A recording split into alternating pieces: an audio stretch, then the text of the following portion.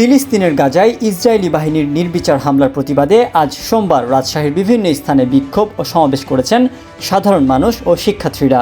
মুক্তিকামী ফিলিস্তিনিদের পক্ষে বিশ্বব্যাপী গ্লোবাল স্ট্রাইক সফল করতে নগরীর 0 পয়েন্টে সকাল 11টা থেকে বিকেল 5টা পর্যন্ত বিক্ষোভ মিছিল ও সমাবেশ পালন করেছে সাধারণ মানুষ ও শিক্ষার্থীরা।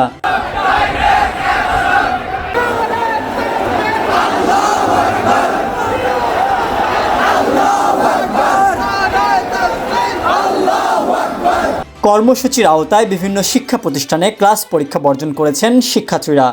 সমাবেশে বক্তারা বলেন, ফিলিস্তিনি মুসলমানদের উপর ইসরায়েল বর্বরোচিত হামলা করে গাজা অঞ্চল ধূলিসাৎ করে দিয়েছে। তারা নির্মমভাবে বর্বরোচিত হামলা করছে।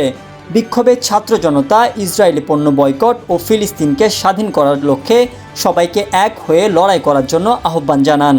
এ সময় তারা ফ্রি ফ্রি ফিলিস্তিন, আমরা কারা তোমরা কারা, ফিলিস্তিন ফিলিস্তিন, নারায়ে তাকবীর, আল্লাহু আকবার, সাবিলুনা সাবিলুনা, আল জিহাদ বলে স্লোগান দিচ্ছিলেন।